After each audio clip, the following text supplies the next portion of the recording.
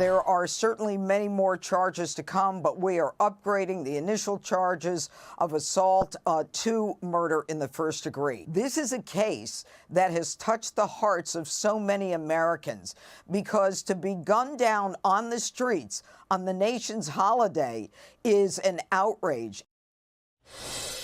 That was U.S. Attorney for the District of Columbia, Jeanine Pirro, on the charges that the Justice Department is seeking against the suspect, the Afghan national accused of shooting 2 National Guard members on Thanksgiving Eve in Washington, D.C. Joining me now with more is Acting U.S. Attorney for New Jersey, Alina Habba. Alina, it's good to have you this morning. Thank you for being here. You know, we would hope that we're talking about different things, but unfortunately we're not. We heard from Jeanine Pirro, U.S. Attorney for Washington, D.C. We also heard from Attorney General Pam Bondi saying she's urging prosecutors to seek the death penalty here. Many people are wondering what justice in a case like this will look like. It will be swift and heavy, and I can tell you that the U.S. Attorney in D.C., Jeanine, is just tremendous. She will have no mercy, as she should not, on something like this. This is an absolute failure of the prior administration, as we know, that has allowed open borders, and we've seen time and time again protesters coming out for what? This is a crime that should not have happened.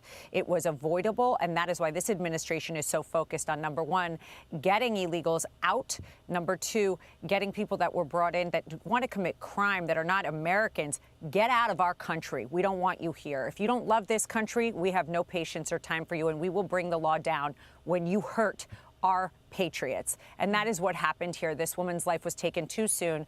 And I know that Jeanine's just going to be tremendous. When she prosecutes this case, she will do justice by that family.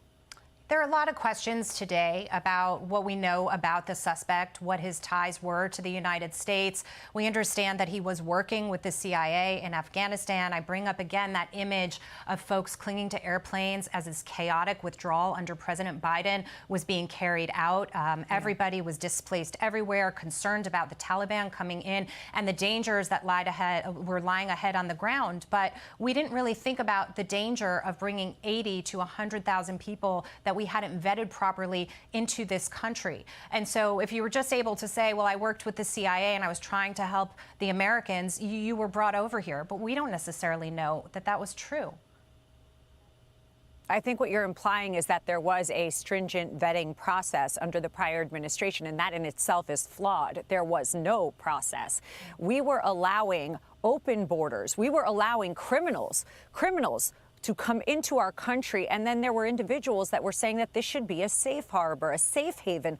Why? America is America because we protect our own. We don't allow this to happen. So when you say we, I want to be very clear. It is not a we. It is not the Trump administration. It was not Trump 1, and it is most certainly not Trump administration that is currently happening. It was the Biden administration that allowed this individual in, that didn't properly vet them, and now an individual who stepped in for someone on Thanksgiving so they could go home, who got sworn in the day prior, is now dead. A 20-year-old is dead. And that is why we fight so hard every day at this Department of Justice. That is why this Trump administration is completely focused on making our streets safer, so that crimes like this, that had no vetting, should never happen. Never happen again. Yeah, I appreciate you making that distinction, previous administration versus what we're dealing with now. President Trump is actually just trying to do his best to clean up this entire mess and keep Americans safe. It's something that America voted for. Immigration, open borders were a top issue along with the economy. Alina, I want to switch gears and talk about the auto pen. President Trump wants to take Joe Biden to task on this and his administration as well. He says the auto pen is not allowed to be used if approval is not specifically given by the President of the United States. The radical left lunatics circling Biden around the beautiful, resolute desk in the Oval Office took the presidency away from him. And the president wants to void all documents that were allegedly signed by Biden's auto pen. Yeah, I don't disagree at all. The president is 100% right. I can tell you right now, as somebody who worked in the West Wing, as somebody who worked with President Trump, that man is signing everything with intent, with knowledge, and with his own ink to paper. We do not use the auto pen for executive orders. The president knows what he is doing. Now, go back to President Biden. Who knows? I don't think he knew what he was doing, but I will tell you what, the people around him most certainly did, and they were not elected into office, and they did not have the right to sign documents. The auto pen issue is not a joke. The lack of intent to sign a document, but then to affect millions and millions of Americans who voted for someone but was controlled by whomever was controlling it, and we will get to the bottom of that, should be held accountable, because it is not the way our government works. President Trump goes to work every day. There are cameras there watching him. He is signing every executive order himself with intent and direction, and he does so properly. Yeah. It was improper, and I do think he is absolutely right. We need to clean up the mess that he created or the people around him. Acting U.S. Attorney for New Jersey, Alina Habba, thank you so much for being here. Great to see you this morning.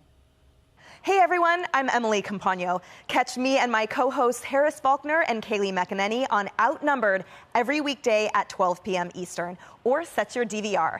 Also, don't forget to subscribe to the Fox News YouTube page for daily highlights.